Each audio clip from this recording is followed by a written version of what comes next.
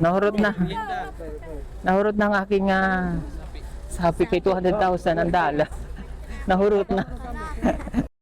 Kahit kahit wala tayong pinansyal na tulong sa kanya sa pag-sponsor, ay malaking tulong na po yun ang pagpanood sa kanya mga video at no skip ads, no? Yung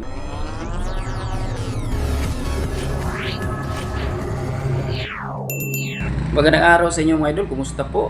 Ating mga supporter sa Peking Koreana at supporter sa Pugong Bihero, at lalo na po ang aking mga supporters mga idol, no? Kumusta? Magandang araw po sa inyo, ang ating mga OFW. Di natin makalimutan ang ating mga nakatira na po sa ibang bansa, yung mga Pilipino dyan na doon na po nanirahan, no? At ang ating mga senior citizen, mga Cebuano natin na mga supporters na mga Bisaya, katulad po isang Bisaya, at ang ating mga taga Luzon, Visayas at Mindanao. Magandang araw po sa inyo. Kumusta po? Ating video ngayon mga idol ay tungkol po sa itong kabutihan na ginawa ni Sir Paul, no? Na sobra-sobra na talaga. Kasi kung nakikita mo sa nakarang vlog niya mga idol, yung sa papunta nila sa sa Sitio Langila, no? Yung pinuntahan nila na malayo, 2.5 oras na paglalakad. So sacrifice na yun, di ba? Pinaka-sacrifice na yun, kasi yun ang pinakamahirap daw na napuntahan nila sa kanilang pagbablog sa pag-charity, no?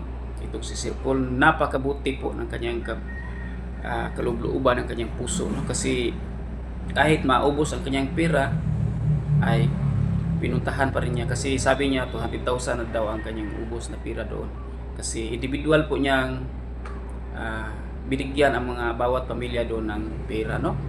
Ayan, no? Nahurot na. Nahurot na ang aking sapi kay 200,000 ang dala. Nahurot na.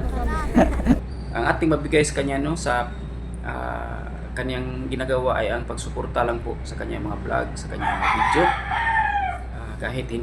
Kahit wala tayong pinansyal na tulong sa kanya sa pag-sponsor, ay malaking tulong na po yun ang pagpanood sa kanyang mga video at no skip ads, no? Yung mga dapat natin gawin para ang kita doon ay matulong natin sa kanyang mga tinutulungan ng mga katutubo, no? So yun ang dapat natin gawin. So itong si Sir Paul ay parang pangalawa lang po ito sa mga pinaka malaki na charity vlogger dito sa Pilipinas, no? Pero kung ako ang magbigay sa kanya sa pisto, ay higit pa siya sa number 1, kasi grabe ang ginawa niya, no? Grabe, naka-appreciate talaga. Parang naka-appreciate talaga ang kanyang ginagawa. Wala pong biro ang kanyang mga pagtutulong sa kapwa nating katutubo na mga mahihirap. At itong mga teacher na to mga idol, itong 4 siguro to sila sa Sitio Langilang Elementary School, no? Nakita nyo sila, si Sir Mark, no? Ito ang dahilan bakit nakapunta sila si Sir Paul, kasi sila ang nag-open sa kanilang school na mapuntahan po ni Sir Paul ang kanilang school, kasi nawagan po ito si Sir Mark, no, sa kay Sir Paul sa kanyang live, at saka nakita ni Sir Paul. So grabe mga idol, yan, oh, pati mga mga katutubo na tumutulong sa pagdala, binigyan niya ng pera. Okay rin naman yan sila. Sasya na, basta magbalik kami, palit kami ng mga kahinahanglan nyo, asin, sinelas, tinapa. At saka meron ding mga pagbaba nila sa sa bundok, merong mga dinala sila ng mga katutubo para magbili ng bigas, para may supply sila doon. So iba pa ang binigay niya na individual na pera sa bawat pamilya, meron pang pabigas po sila, no? Napakabait talaga itong si Sir Paul. Kahit maubos ang kanyang pera sa pamimigay, basta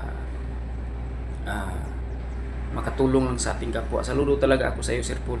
Na-inspire ako sa iyong ginagawa, at saka tulungan natin na si Sir Paul, kahit wala tayong pinansyal na pera, matulungan natin siya sa pagpanood ng kanyang mga video, at hindi tayo mag-skip ads, no? At saka patuloy natin ipag-pray ang PBT mga idol. napakabuti po ng kalooban ni Sir Paul. Isa po siya sa pinaka mabuting tao dito sa Pilipinas, no? Kasi ang yung mga hindi na po naabot ng tulong ng gobyerno ay siya po ang gumagawa, kasi marami pang dapat tulungan sana ang gobyerno sa mga mataas na bundok na hindi po naabot nila. So si Sir Paul po ang nagpuna po. Si Sir Paul po ang gumagawa. Ang Pugong Biyahero Team po ang gumagawa na mapuntahan po, kasi ang gobyerno ay medyo malayo na, hindi na po nila napuntahan, katulad ng Sitio Langilan siguro, no? Sitio Langilan ay 2.5 hours ang paglakad doon, di ba? Grabe ang layo, grabe ang sacrifice na ginawa po nila, no? Lalo tayong mga teacher na nagturo doon, napaka ano po ang kanilang nadaanan, napaka pait po, napakalayo po ang kanilang pupuntahan araw-araw. Hindi, murag weekly man siguro silang magulo. Weekly siguro silang punta ng pauwi sa kanila. So shout out po talaga ni Sir Mark sa Sitio Langilan, no? Elementary School. Napakabuti pong tao, Sir Mark. Believe ako sa iyo. Inspired ako sa iyo. Itong maestro na to, mga idol, ay si Sir Mark ay gawa na din natin ng reaksyon po, no? Sa mga vlog niya. Maraming salamat po, mga idol. Sana po palagi kayong magsuporta po sa aking YouTube channel. Sana po pakipindot rin po ng notification bell para ma-update po kayo pag may bago akong upload. Maraming salamat po. God bless po.